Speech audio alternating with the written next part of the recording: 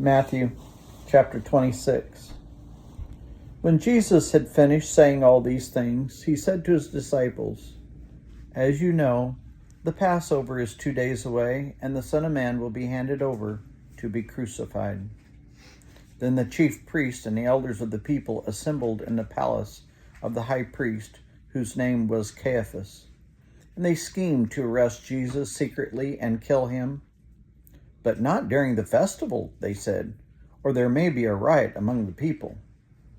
While Jesus was in Bethany, in the home of Simon the leper, a woman came to him with an alabaster jar of very expensive perfume, which she poured on his head as he was reclining at the table.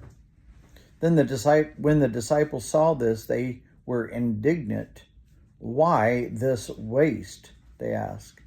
"This perfume could have been sold at a high price and the money given to the poor." Aware of this, Jesus said to them, "Why are you bothering this woman? She has done a beautiful thing to me. The poor you will always have with you, but you will not always have me. When she poured this perfume on my body, she did it to prepare me for burial.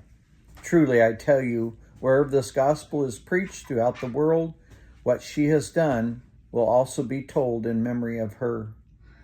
Then one of the 12, the one called Judas Iscariot, went to the chief priests and asked, "What are you willing to give me if I deliver him over to you?" So they counted out for him 30 pieces of silver.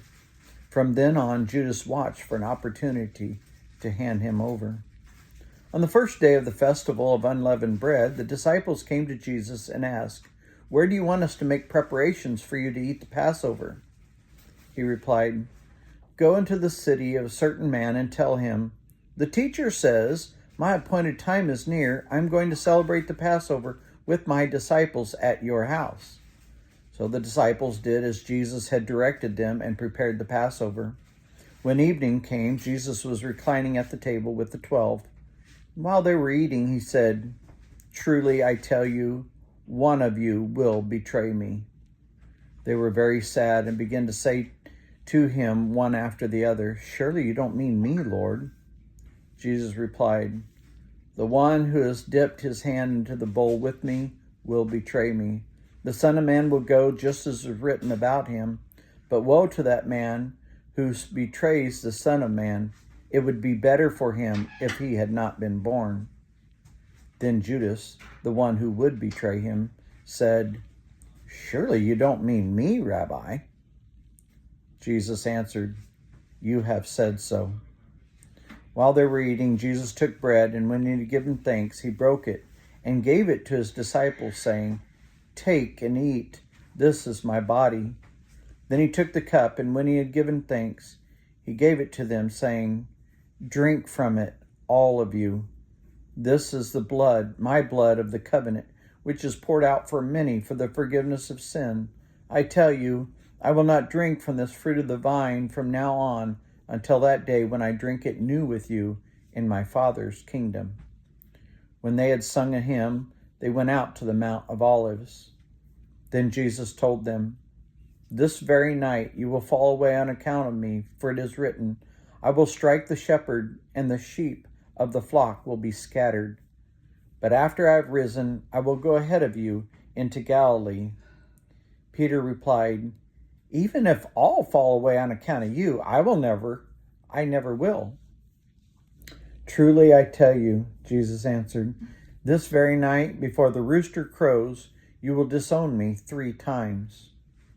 But Peter declared, "Even if I have to die with you, I will never disown you."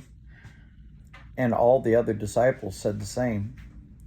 Then Jesus went with his disciples to a place called Gethsemane, and he said to them, "Sit here while I go over there and pray." And he took Peter and the 2 sons of Zebedee along with him, and he began to be sorrowful and troubled.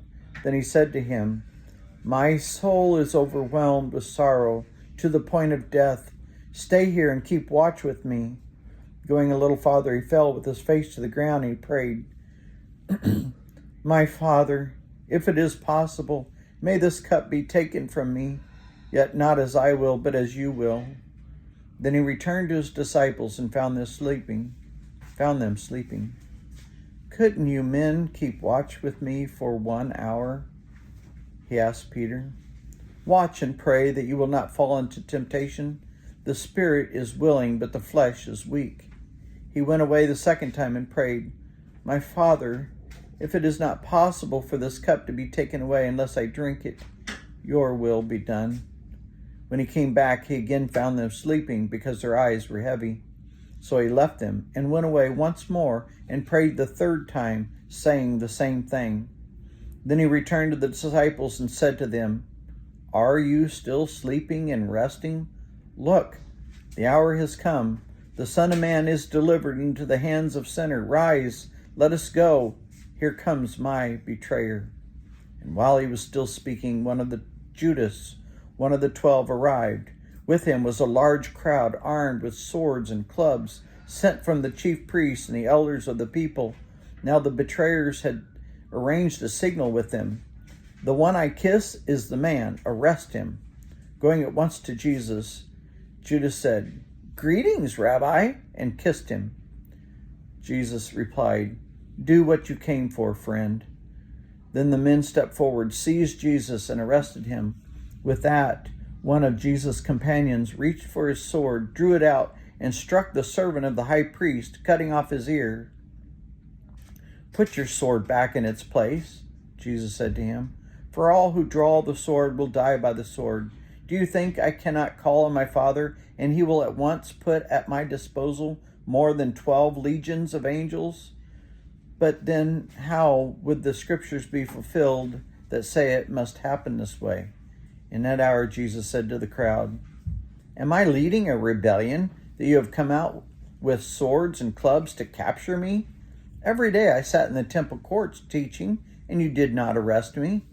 But this has all taken place that the writings of the prophets might be fulfilled. Then all the disciples deserted him and fled. Those who had arrested Jesus took him to Caiaphas, the high priest, where the teachers of the law and elders assembled. But Peter followed at a distance, right up to the courtyard of the high priest. He entered and sat down with the guards to see the outcome.